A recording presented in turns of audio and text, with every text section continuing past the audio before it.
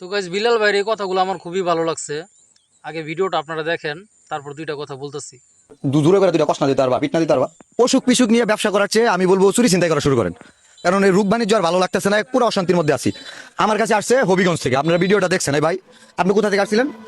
হবিগঞ্জ থেকে আসছি ভাই। হবিগঞ্জ দরকার থেকে। বললাম সাথে কোনো সমস্যা নাই। আমি হ্যাঁ, দরকার বলে ওনার সাথে লোক। আপনি আসছেন হবিগঞ্জ থেকে, হবিগঞ্জের শায়েস্তাগঞ্জ বাসা। হবিগঞ্জের বাসায় আমার সাথে কথা বলেন। বলছি তো আমার এখানে পুকুর বাড়ি আছে, আমি আপনার সাথে বাড়ি নিয়ে যাবেন, সমস্যা নাই, আপনি আয়েন, সমস্যা নাই। আচ্ছা, তার মানে আপনার ফুফুর বাড়ি আছে, আপনি হবিগঞ্জের বাসায় কথা জানেন নাই তো? হ্যাঁ হ্যাঁ আচ্ছা, ঠিক আছে, ওকে। আপনি এনআইডি কার্ড দেন না যে আপনার হবিগঞ্জের বাড়ি? সাথে নিয়েছি না তো। আচ্ছা, সাথে নিয়ে আসেন নাই? এর আগে তো একবার আসছিলেন। সাথে না নিয়ে আসার কারণটা কি একটু বলবেন? ভাই আমি এখন আইছি বর্তমানে ডাক্তারের কাছে। বর্তমান ডাক্তারের কাছে? কিন্তু এখন আমি মানে আবার দ্বিতীয়বার আসছি, কারণ আপনি তো বলছেন না যে যে তুমি আবার মানে আইসো। আমি বলতে চাইছিলাম পরে তুমি চলে যাও। আমি আবার আসতে বলছিলাম? না না, আমি বলতে চাইছিলাম আর কি যে ভাই। আচ্ছা, আমার একটু বলবেন, এখানে কাকা আছে, কাকার এই জিগে। কাকা, ওনার বাড়ি হচ্ছে সিলেটের হবিগঞ্জ, হবিগঞ্জের শায়েস্তাগঞ্জ। কিন্তু ও হবিগঞ্জের ভাষায় বা সিলেটি ভাষায় কথা জানে না, এবং উনি এনআইডি কার্ড নিয়ে আসে নাই। তাহলে আমি কি মানুষটাকে ভেবে নিব উনি যা বলতে সত্য বলতেছে? না, সত্য না। হ্যাঁ, সত্য না। তোমার কি মনে হয়? যেহেতু উনি ঠিক আছে, অরিজিনাল বাড়িটা কই, আইডি কার্ডি দেখাইতে পারতেছেন না। আচ্ছা, উনি তো মিনাজ, দেশের তোর কি নাগরিক। মনে হয় ওর কথাটা সত্য? সত্য না মিথ্যা? আচ্ছা, তোমার কাছে আমি টাকা দিছিলাম 2,500 টাকার মতো দিছিলাম, কারণ একটা সময় বিরক্ত করার কারণে 500 টাকা আমি নিয়ে নিছিলাম, এটা সত্য কিনা? সত্য। আমি বলছি আরেকটা কথা বলে ব্যাগগুলো নিয়ে নেবো, এটা বলছিলাম? হ্যাঁ মানে বলছিলাম যে যতটা কথা বলবো ততটা টাকা হ্যাঁ, নেবো। তোমাকে দিছি, মানুষ বাসায় আসলে 1 টাকাও দিই না, তোমার দিছি। তুমি আমি যতবার কথা বলবো টাকা নিবো, প্রতি কথার জন্য 500 নিবো বলছিলাম। হ্যাঁ বলছিলেন। And তুমি ওইটুকু তোমার খুশি দেখি না, এই কারণে 500 টাকা আমি নিয়ে নিছিলাম। এবং এই 500 টাকা নেওয়ার পরে আমি আমার মসজিদে দিয়ে দিয়েছিলাম। হীরা, মসজিদে কি টাকাটা দেওয়া হয়েছে? হ্যাঁ হ্যাঁ দেওয়া হয়েছে। তুমি আজকে কেন আবার আসলে আমার বলো তো? ভাই আজকে আইসি, আপনি শিউর নিয়ে যে আমার টাকাটা ম্যানেজ করে দিতে পারবেন, এটা আমি জানার জন্য। এই যে- এই যে- আরো দুজনের কাছে গেছি, হ্যাঁ। বলছে যে বিলাল ভাই তোমার দায়িত্ব নিছে। আমি কিন্তু না ভাই, বিলাল ভাই তো আমার এরকম কথা বলছেন, কিন্তু হ্যাঁ বলতেছে দায়িত্ব নিছে। এই জিনিসগুলো আছে না, আমি দায়িত্ব নিলাম। আমার দূরে করে দুইটা কষ্ট না দিতে পারবা, পিট না দিতে পারবা। ভাষা খারাপ করলাম না, কারণ হচ্ছে ফেসবুকের অ্যালগরিদম। মিনাস, এই জায়গায় একটা পাপি নাম হচ্ছে রনি, পাবনা থেকে আসছিল, মনে আছে? মনে আছে। তোমার খেয়াল আছে? খেয়াল আছে। এই দোকানে ব্যক্তি লোক কইছিল আইসে দূর থেকে কাইন্দা দিছিল, মনে আছে? হ্যাঁ মনে আছে।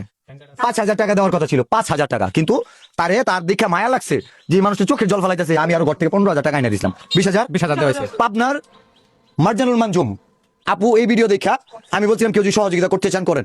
আপু একাই 50,000 টাকা দিছিল। এই সকালে জীবনে প্রথম এই মানে একদম ভোর সকালে উঠা আমি আর আমার ক্যামেরাম্যান রাকিব পাবনায় চাটমোহর থেকে আরো ভিতরে যায় 50,000 টাকা দিয়ে আসছি। আপু এটার জন্য তেল খরচ দিতে চেয়েছে, খাবার খরচ দিতে চেয়েছে, 1 টাকাও নেই। আপু যদি এই ভিডিওটা দেখে থাকে, আপু অবশ্যই কমেন্ট করবেন। এই যে মানুষের বিশ্বাস ভালোবেসে কত দিলাম, 70,000 টাকা। 70,000। কিন্তু এইও মানুষের বাচ্চা, আমি যখন খুলনা গেছি তখন কি করছে জানেন? কন্ট্রোল করতে পারে নাই।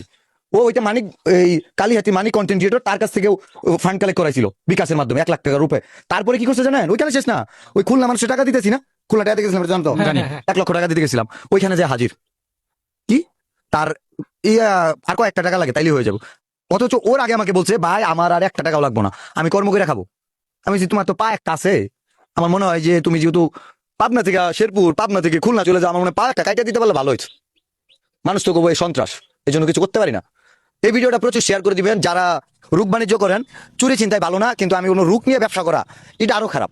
নিজের অসুখ বিসুখকে পুঁজি করা, নিজের এনআইডি কার্ড থাকবে না, নিজের যেই জেলার মানুষ ওই জেলার আঞ্চলিক ভাষা জানবেন না, আমার তো মনে হয় বাপমার যে নাম জিজ্ঞেস করলে বলতে পারবে না। এই ভিডিওটা প্রচুর শেয়ার করে দিবেন আপনারা, এবং যেই মানুষগুলোকে টাকা দিবেন, বিশেষ করে রুগীকে, প্রয়োজনে ওরে ডাক্তার দেখাবেন, প্রয়োজনে একজনকে ওই আপনার 20,000 টাকা বেতন চাকরি দিয়ে বলবেন এই রুগীর পিছিয়ে তুই আর 20,000 টাকা চিকিৎসা করা।